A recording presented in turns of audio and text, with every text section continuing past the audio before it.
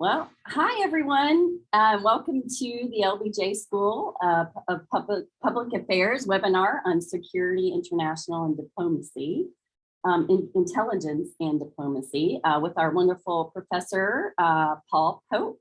I am the Assistant Dean for Student Services here at the school, and I really appreciate everyone taking the time to be here today for what is the first of several policy-focused webinars by our esteemed LBJ faculty.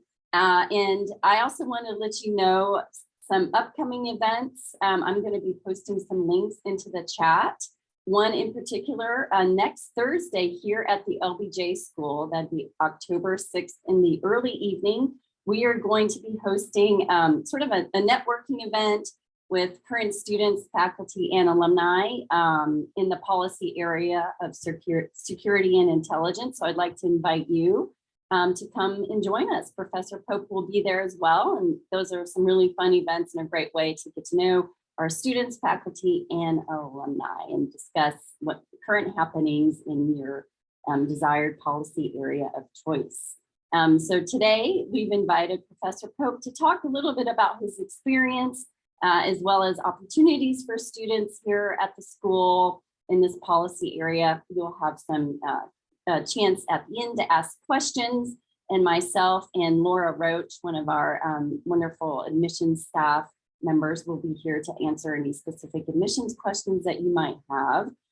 So with that, I will turn it over to Professor Pope.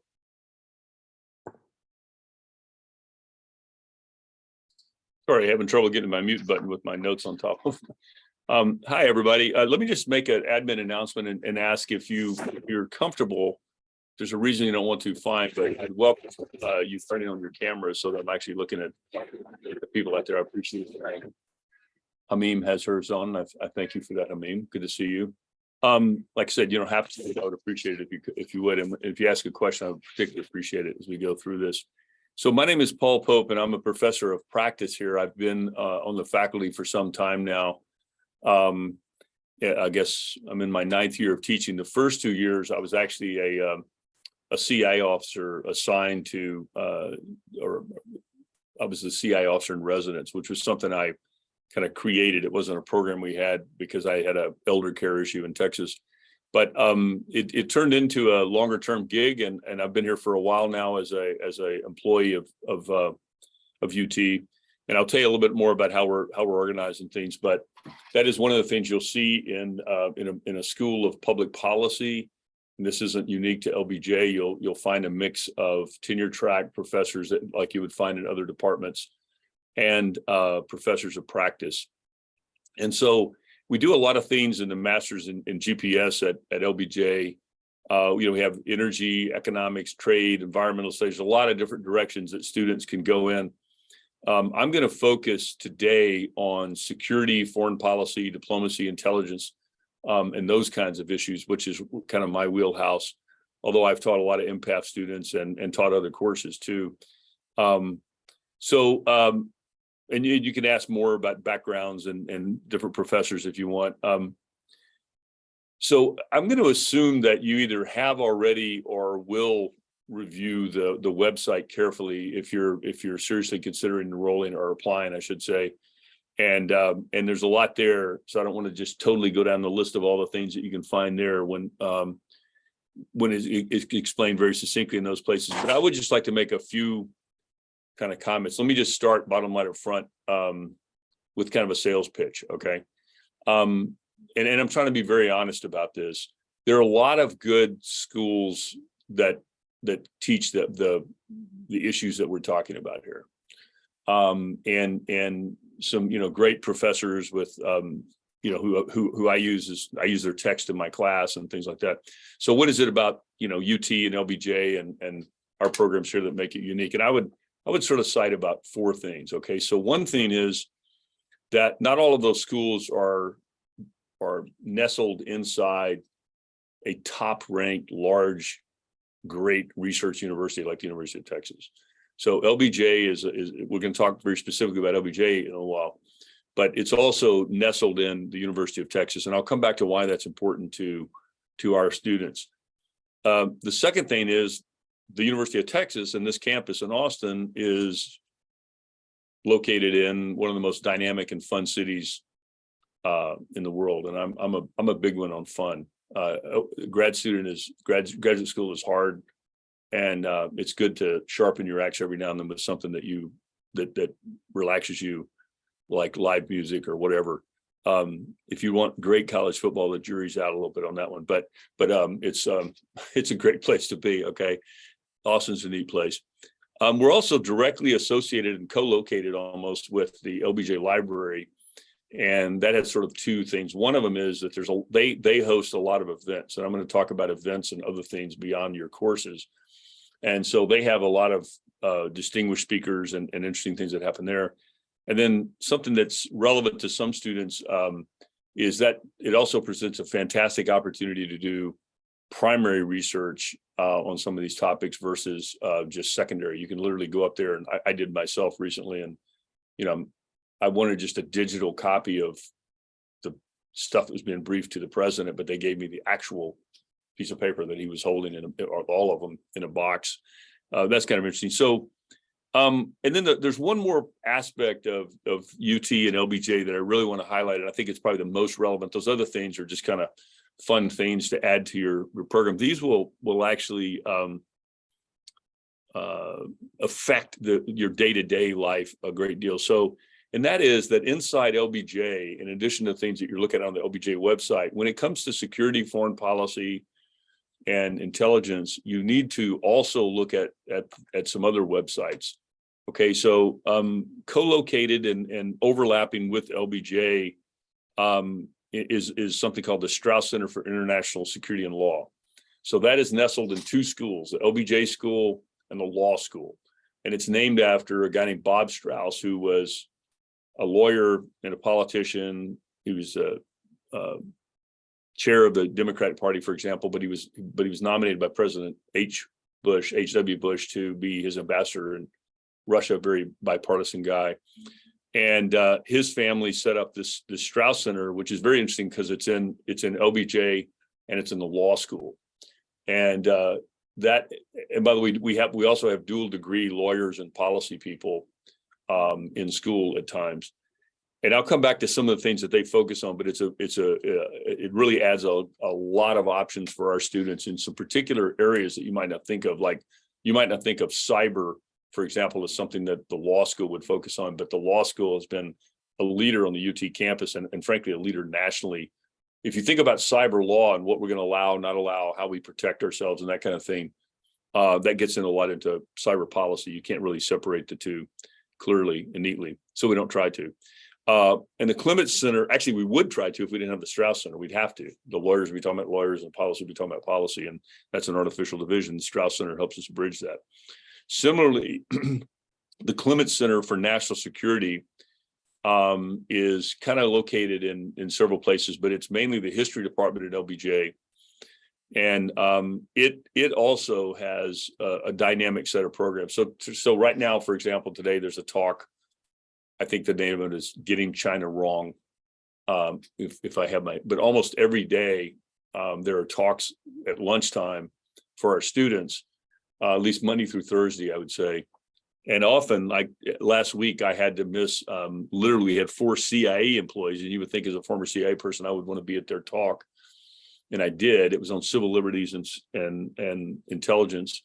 And the head of the Civil Liberties Office, an attorney, actually, there were 4 attorneys that came down for this talk. It was very well received and attended here in the LBJ school. But I actually walked down to another presentation, which was on the current state of the Ukraine war with a distinguished speaker, because I have 2 different students writing papers for me right now and I have to give a talk myself on that subject.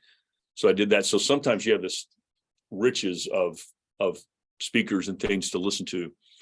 The Strauss Center and LBJ and the Clements Center created something called the Intelligence Studies Project, which I'm a part of and was actually sort of hired by.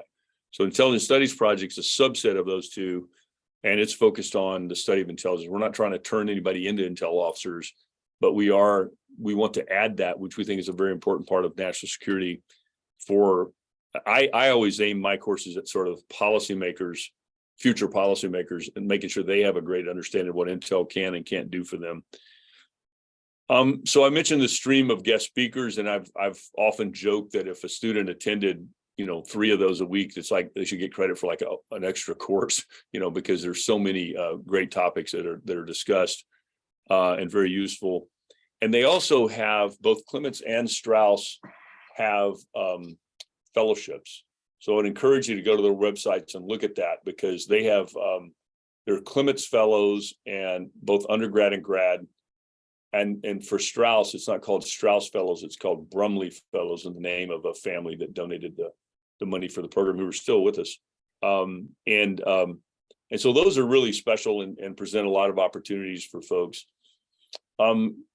We have those programs, each one of those have a lot going on. LBJ has a number of partnerships with them, but just one I'll mention, for example, that you could go visit is the UT project on disinformation, which the president of the university in the State of the University speech recently cited. But we have a lot of students from LBJ that are in this disinformation lab, which is doing actual work and actually getting funding from other folks too. There's several articles you might want to look at if you're interested in Russian studies or disinformation in general, debunking Putin's claims and things like that. And those are our students. And one of my students, I'm going to weave in a few stories about our students, but one of our current students who works with Dr. Kirill Avramov in that program recently did a internship at an IC agency, and about midway through, her boss called her and said, "You know more about this than any of us, and I don't want you to go through the internship. I'm just going to put you in a position that I have open right now and hold it for you for a year till you come back, okay? Because you're so well qualified." So this isn't just courses. This is actually, grad school in our kind of program is about. I mean, some of you will come, if you come, with a really fixed notion of what you're trying to do, but most of you won't.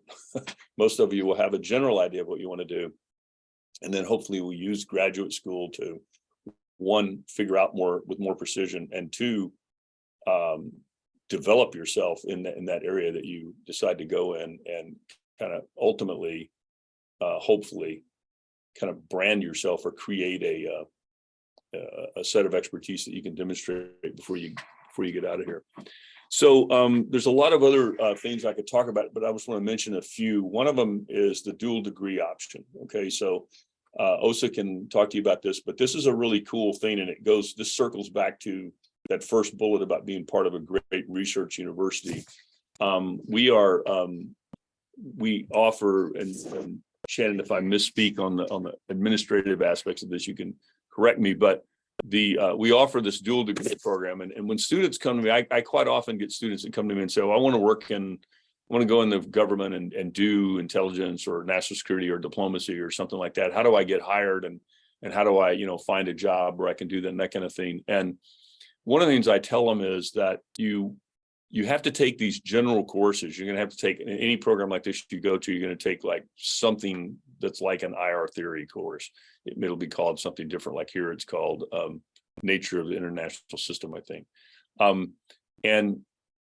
But then what do you do beyond that? And there are many directions you can go in developing expertise.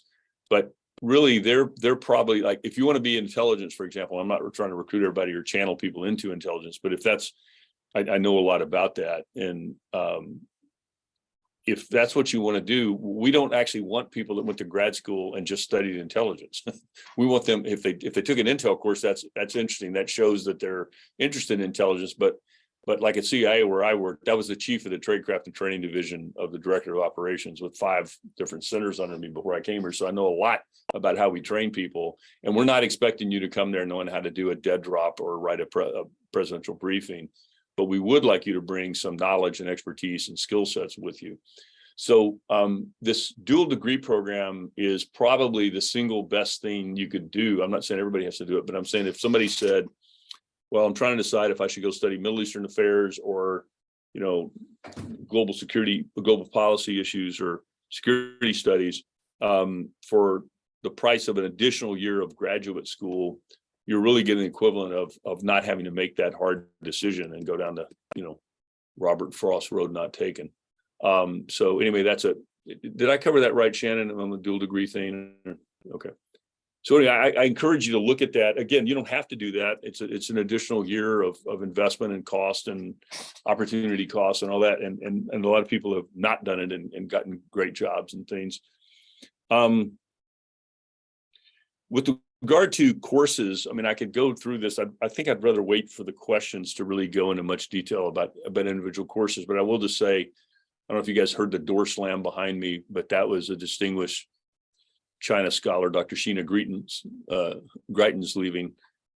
We have Dr. Will Inboden runs the Clements Center, and Dr. Inboden's 700+ page book, highly anticipated, I might add, on Reagan is going to come out pretty soon.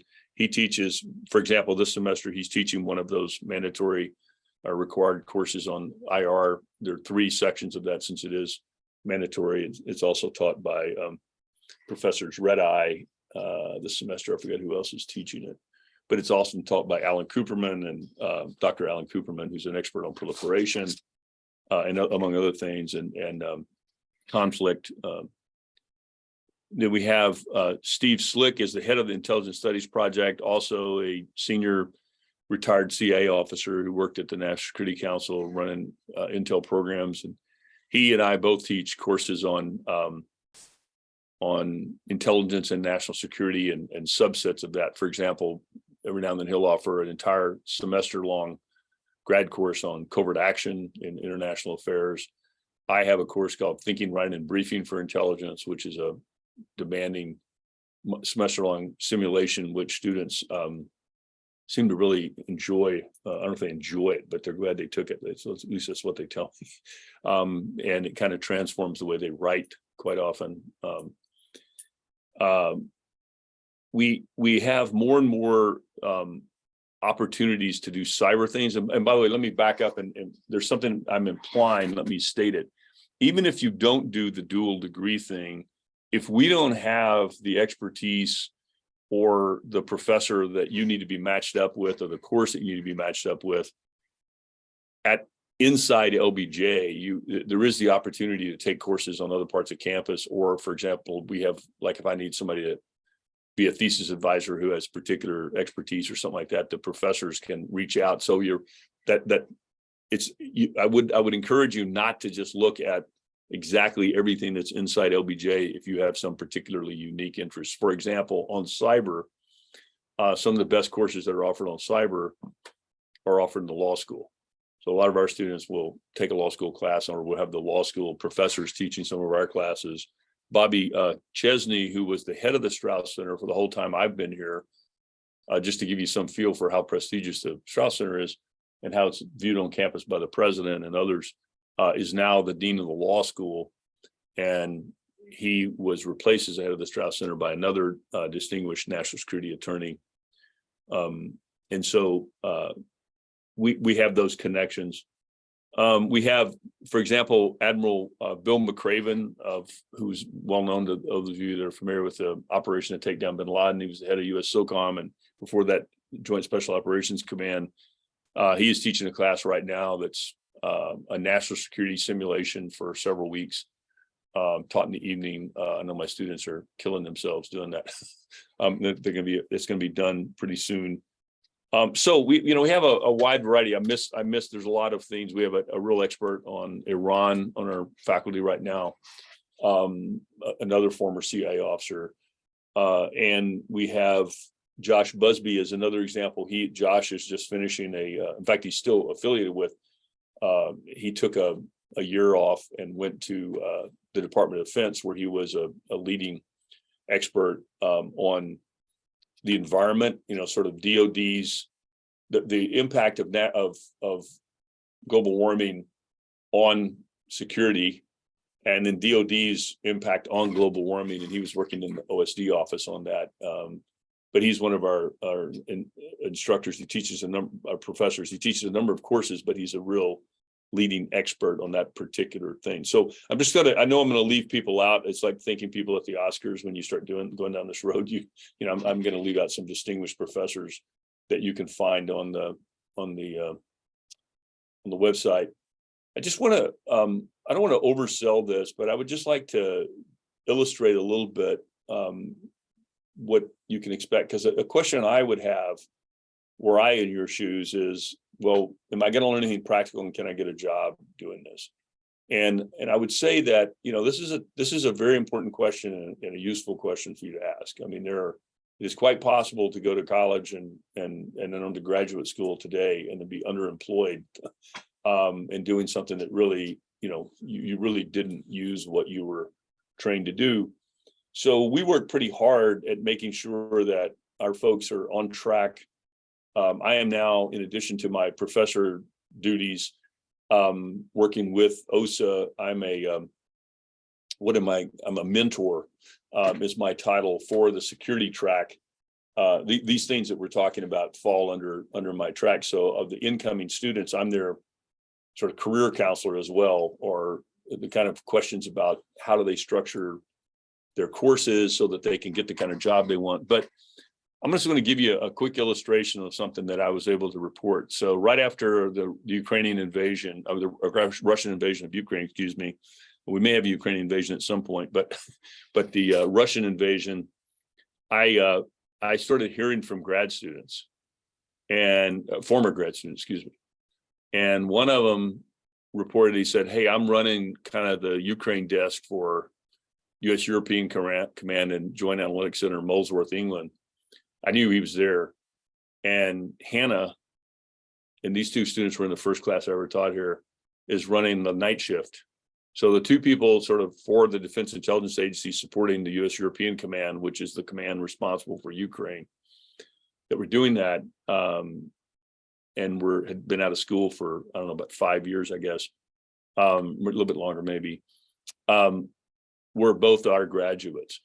And then he said, and oh, by the way, I'm talking to Charlie all the time, Charlie being a female who recently won the Rising Star of the Quarter for the Defense Intelligence Agency on Ukrainian matters.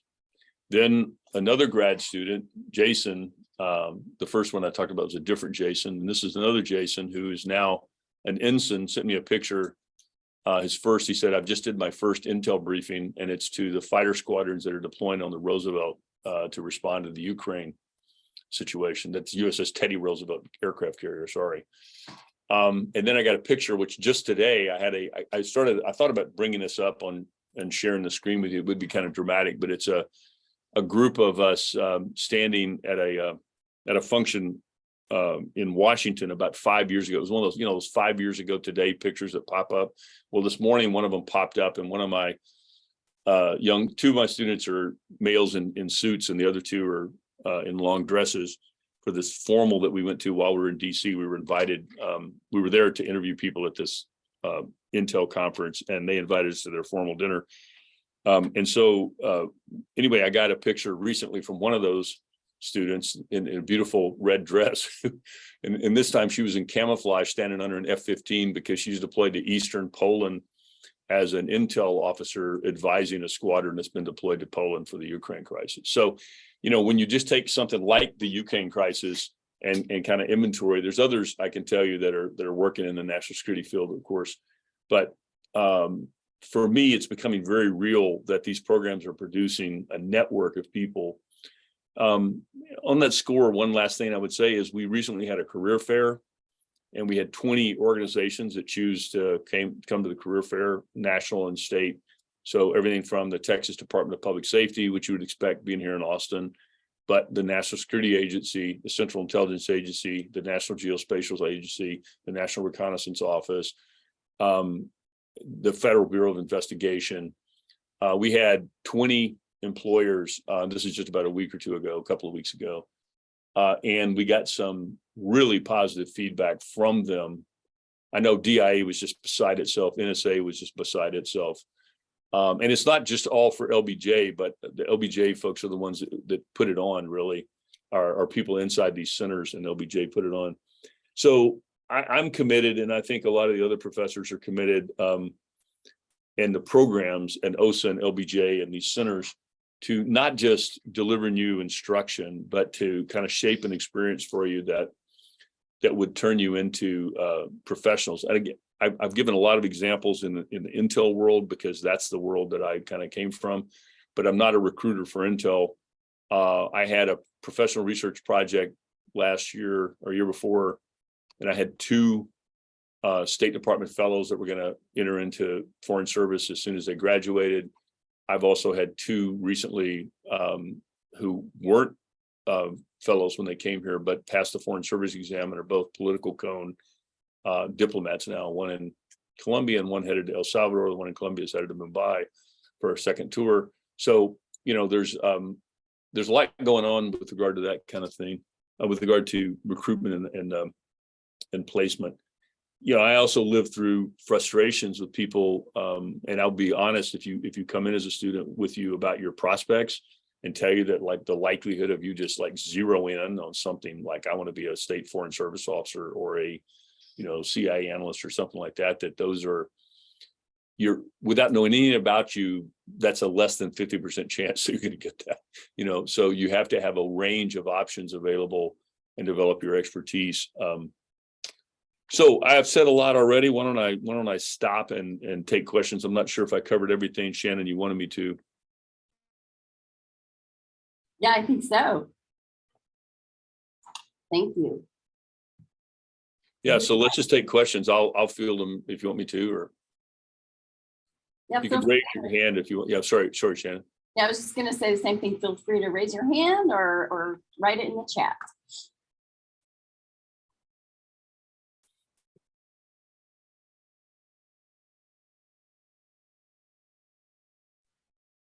And it can be from anything on what sort of courses we offer, application questions, anything you have. Yeah. I have a question for you guys. Yeah, hi. Hey, so in relation to the PhD program, can we talk a little bit about the like the flexibility? I'm active duty currently. I live in Texas, down in San Antonio, so I'm not very far away. I am kind of curious how you guys work with students that are interested in the PhD program. So I am not a PhD, so therefore I'm not on the PhD. I've been on the admissions committee for everything else, but I know quite a bit about it, and I've worked with a lot of PhD students in my time here, including on their dissertations, although I've never been on the actual committee.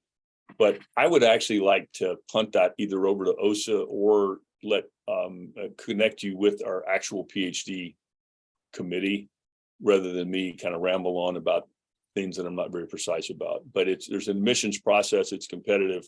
We limit the number of PhDs because it's a real commitment on the part on both sides to do that.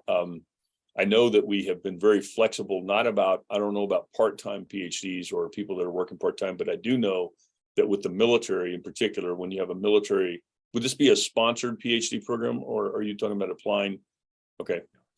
Yeah, so in that score, I know that we have been very flexible with regard to, like there have been officers that left, finished their dissertation work or their research, I should say, or their coursework, and then went off and did a battalion command or something like that, and then came back and completed it. That obviously depends on the service. But let me punt to Shannon on that, and maybe we could connect you with the PhD committee.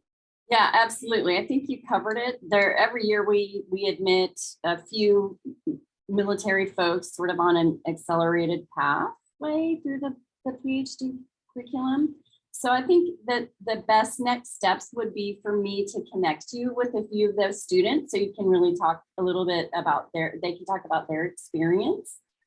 And then we're also going to be adding some new content to the website in terms of there's a new PhD curriculum that we launched this year. So once we get all of that added to the website, there's some information that I'll link in the chat, but we're getting ready to build that out a little bit to give you a better idea of what that's going to look like. So I'll be in touch. I have your email, Andy, so stay tuned for more. Thank you.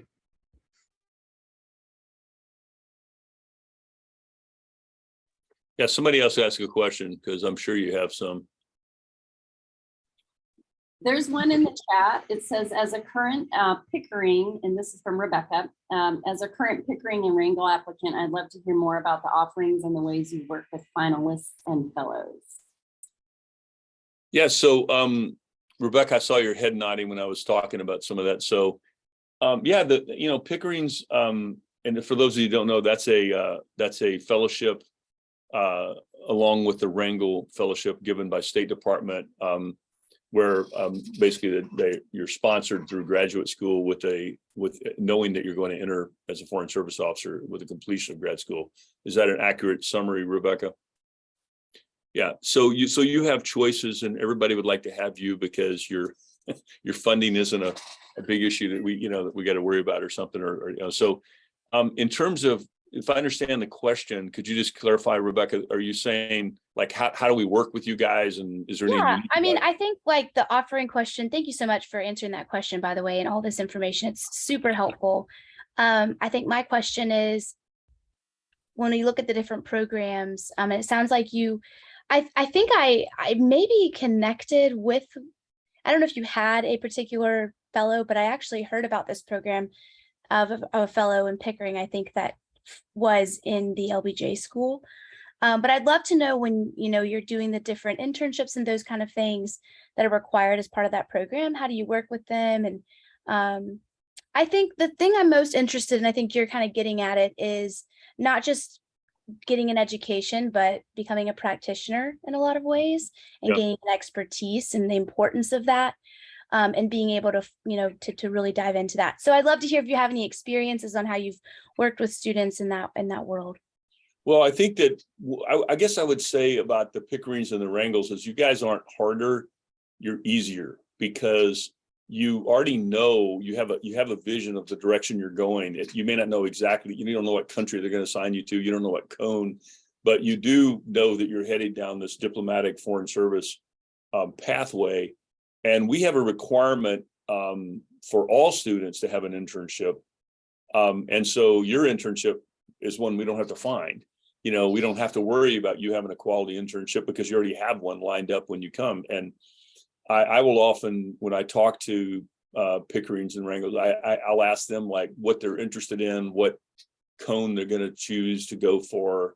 And then on the skill set thing, I mean, one of my little pet peeves, and I get kind of evangelical about it sometimes, is not pet peeves, but things we can all be better writers. I mean, you wouldn't be chosen for that fellowship if you weren't a strong writer already.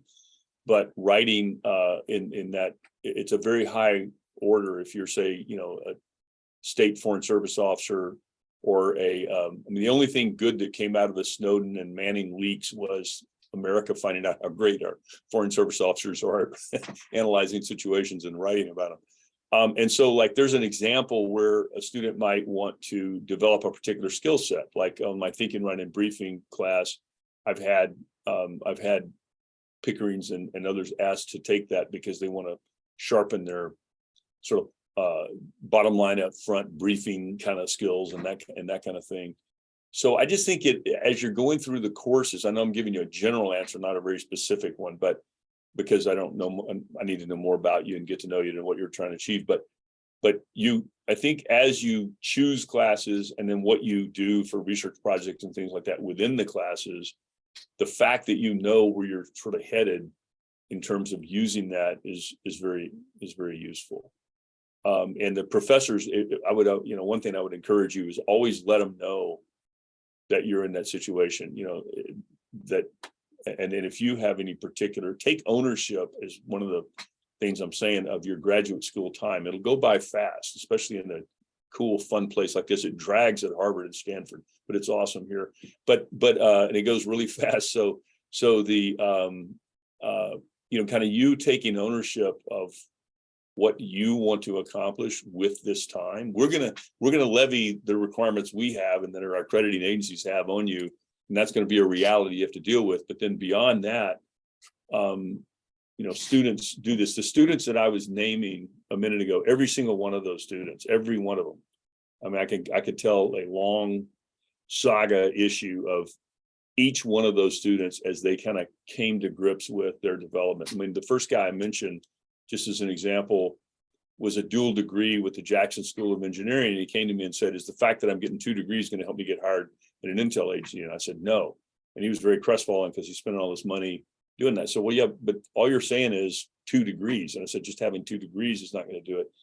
But as I got to know him, I realized that he was taking those 2 degrees and weaving them together as an expert in Russian energy policy, which was very intentional.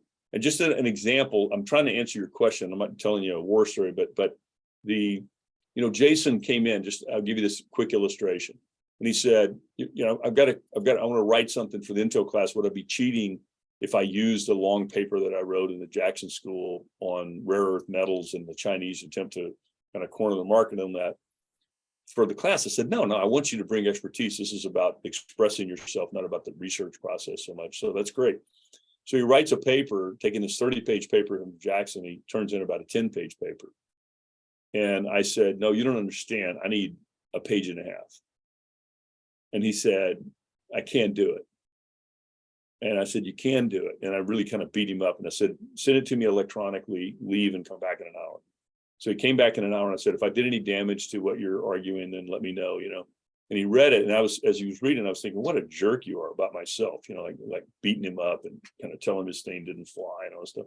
He gets this big smile on his face and he says, you know what, Professor Pope, we could write like this all the time. And later he called me, literally called me. And I talked to him on a Friday when he was off in the afternoon as I was driving to have a home in another city sometime.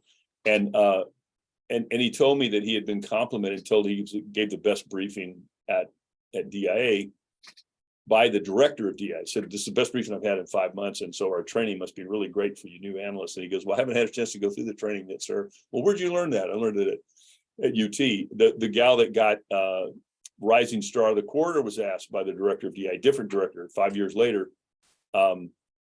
where did you learn how to do this stuff? And she goes, the University of Texas, So I think that what I'm bragging about is not what a great job UT did.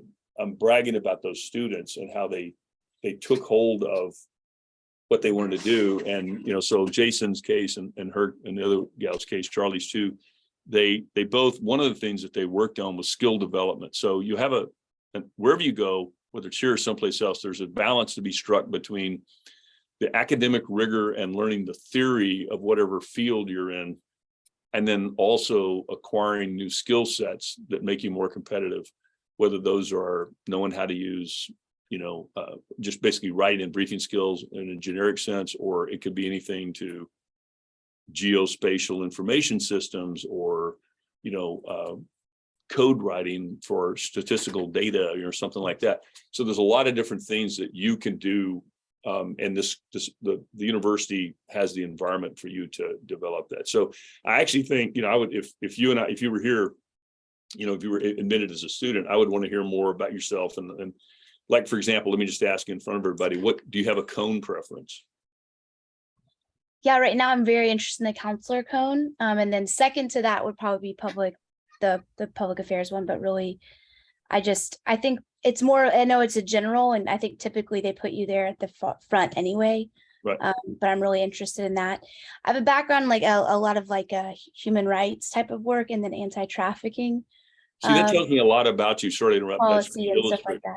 I just want to illustrate that, a political cone person that wanted to be looking at U.S., global strategy or something like that is very different than a consular cone. I served overseas in embassies quite a bit. And in fact, both of my children, when they were in college, both of my young people now, when they were in college, did their summer in the consular. So they've helped issue visas and things like that.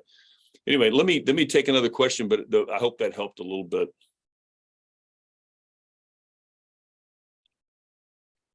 Good afternoon, Professor and Shannon. I'm under, it could be a wrong impression, but I'm down in San Antonio active duty as well. That there's some disadvantage to not being up in DC for these continuing educations, not in the networks and these different forms and stuff. Do you think that's true, or do you think there's more opportunities up in DC to start to get into? I'm interested in foreign service and political cone. You're interested in you're not getting a degree in the Navy, but you're saying after you leave the Navy? Yes, Yeah. sir.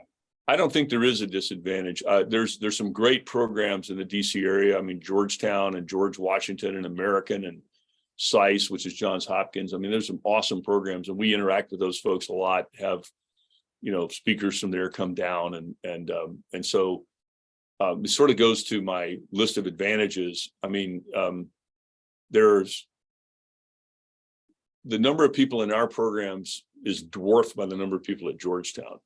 Okay. But if you're CIA, you don't want to hire every single person you hire from Georgetown. Okay. If you're State Department, you don't hire everybody you hire from Georgetown. So we actually represent diversity in their mind in terms of recruiting and that kind of thing. And so, I mean, if you're asking me, can you get a great education at those schools? Yeah. If you're asking me if they have more recruiters show up on their campus than we do, no, they don't. And if you're asking me about access to high priority speakers, I mean, you could, if you followed what would like speakers at American and all those different schools, if you self-worked the calendar and you wanted to go and sit in a large auditorium and listen to some speaker, you could do that every night of the week in Washington, DC. But let me tell you, I didn't say this earlier, but let me give you an example. We bring somebody to campus. So we bring, as I mentioned, probably 5 people a week on average between all the different schools. Maybe that's not true, probably 3. Here's what happens. The speaker or speakers come in, and we invite 5 or 6 students to go to dinner with them almost invariably. And that's paid for by Strauss Clements or ISP typically, because we have the private funds to do that with. So our top students often have dinner with these speakers. We have a number of senior fellows, like, for example, John Brennan, the former director of CIA, appears in my class every semester. He's going to be here in a couple of weeks. Nick Rasmussen, who's the head of NCTC, and more recently working in cybersecurity issues in the private sector, but then going back to Department of Homeland Security. He's one of our non-resident fellows. But when these speakers come in, we have a dinner. Then the next morning we have a breakfast, or Clements, Strauss, ISP, something, and we'll invite a group of students to that. Then the professor, not the professor, the visiting speaker will go into kind of the sponsoring professor and maybe a couple of other professors' classes in the 2 days that they're here, and actually make an appearance in like a 15 to 20 person seminar that we have. And then they'll give a talk at noon, which will be in a conference room or a room that holds like 65 people, not 400 people, and field your questions. And then often we'll say, you know, I've got a student studying this. Would you mind if I give him your email address? And they'll say, oh, no, you know, once they've been here. So, I mean, I really don't, I actually think it's the opposite. I actually think there's not, I mean, I'll just make a bold statement. I don't think there's anywhere in the country we have better access to thought leaders in these fields than us. You may be able to hear them, but guess what? You can hear them on YouTube. If you just want to go listen to what they say, it's not hard anymore to do that. And you're kind of overwhelmed with opportunities to do that. So I feel like we are not at a disadvantage on that. There's some great schools out there, and you can, a lot of grad school is what you make of it. And if you have a bad attitude or aren't optimizing what you're doing, you know, it doesn't really matter what school you go to, or if you have a good attitude, you probably going to come out of it in good shape at a lot of different competent schools. But you won't be doing it in Austin. That's true. All right. One follow-up. Sure. How much you think, I did my undergrad at UT Austin. Is that less common, or I've also heard like you should do your graduate at a different place than you did your undergrad? So, yeah, I think that there is some advantage. We have a lot of UT. I teach a big undergraduate class in the spring, and I think there's 6 of my folks that took that undergrad class that are now grad students here in LBJ. So it's not unusual at all to do that. And yeah, it might be broadening to go to a different place. But I think grad school is quite different than undergraduate school. And then in your particular case, you wouldn't be coming directly from undergrad to grad. You know, I think having some life experience, especially if you're going to go security and it's in the security environment, that helps a lot. I think that's less of an important issue to consider, given that you've served in the Navy. Are you in the intel related field now? No, surface warfare. I'm down at Lackland doing Defense Language Institute. Okay, good. What language you studying? It's actually the English Language Center. So I studied Arabic when I was at UT. Okay. It's the foreign military students who are coming here to learn English. Oh, I got you. I got you.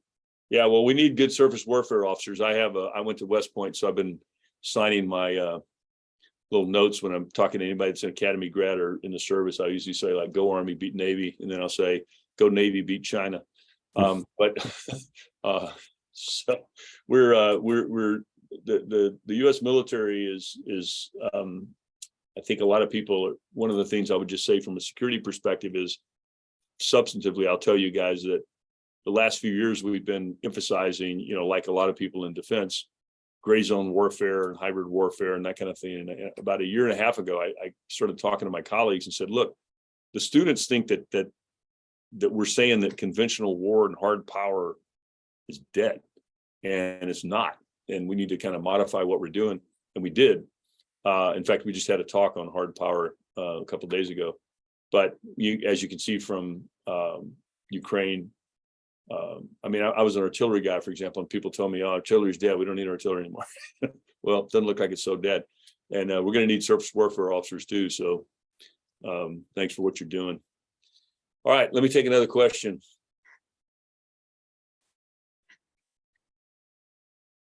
Are there any in the chat that I'm not seeing? Shannon? No, I think we've got most in the chat handled.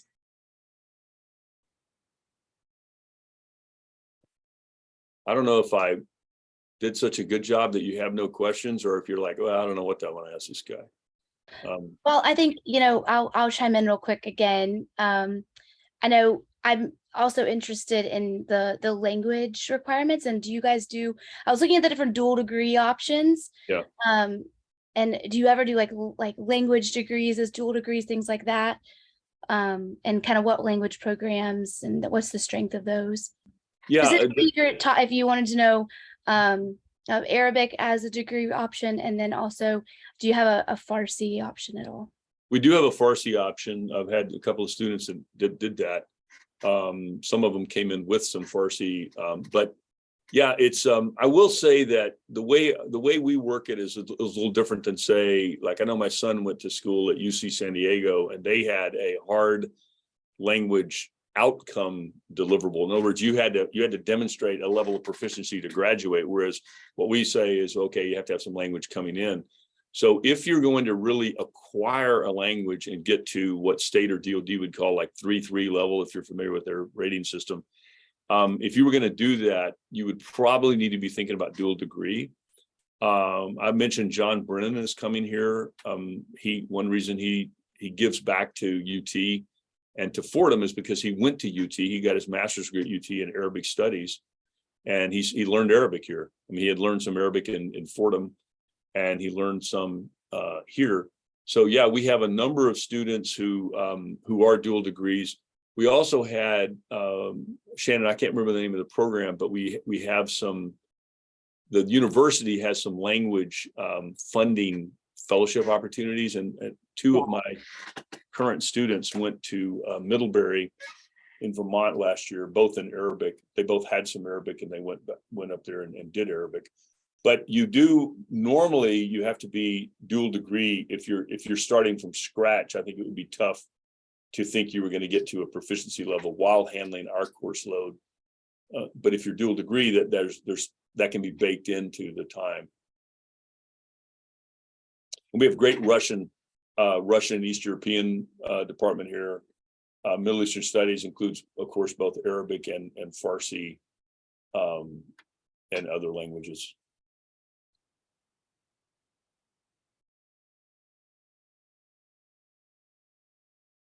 Shannon, did I get that right on languages? Yes. Well, we don't have any sort of specific duals in language departments. I listed the dual there, but yeah. But if you're doing, say, Arabic, dual degree with the Middle East folks, language can be part of that. I'm pretty sure, because I've had a lot of students that did that. And in fact, one of my students, I'll just tell you this story really quickly. she was commuting from quite a ways away, and it was tough. I mean, she did a great job as an MGPS student. I mean, global policy studies student. But as she got towards the end, and I was talking about kind of taking ownership, she realized that what she really wanted to do is focus on Russia. So she tried to get into the dual degree program, and it was kind of too late. So she made the commitment to just take a second degree in Russian. And it's really worked out for her, even though it was quite an investment. And she's kind of worked on the side while she was doing that. So language, if you were asking me, how do I get hired in these jobs? That's one of the first questions I would ask you. Do you have a foreign language? And foreign language is important for a variety of reasons. It may be directly relevant to your work. But, you know, when you're being interviewed for a top agency, everybody applying that makes the second cut has gone to a decent school and has a good GPA. So then they're looking beyond that. And one of the things they're looking at is not just other skills like languages, but also if it's in the foreign field, they're looking for a real curiosity about the world. They're looking to see whether you've demonstrated that you're really interested in foreign languages, foreign cultures, foreign things. If you're talking about foreign, I mean, not all jobs are foreign. It could be domestic like the FBI or something. But if it is, and you've never really acquired a second language, they might ask why. So I think language is a really important thing. Get as much as you can, even if you can't get to that sort of proficiency level. Maybe you can do it later. But other questions?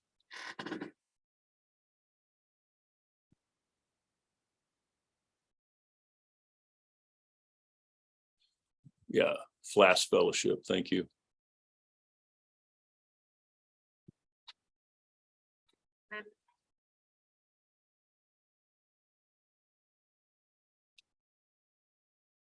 Okay, well, Shannon, should we wrap it up if nobody has a question? Yeah, I think so. Thanks, everybody, for joining us today, spending your lunch with us. As a reminder, we do hold information sessions. And Laura, if you can pop that link into the chat to that Experience LBJ page on the site. We've got deep dive information sessions on sort of the application process and all of the various programs that we offer that happen on a bi-weekly basis, run here by our admissions staff. And Laura just put the link in the chat. So if you haven't attended one, please join us. And then we're holding our sort of our biggest recruiting event of the season on November 4th.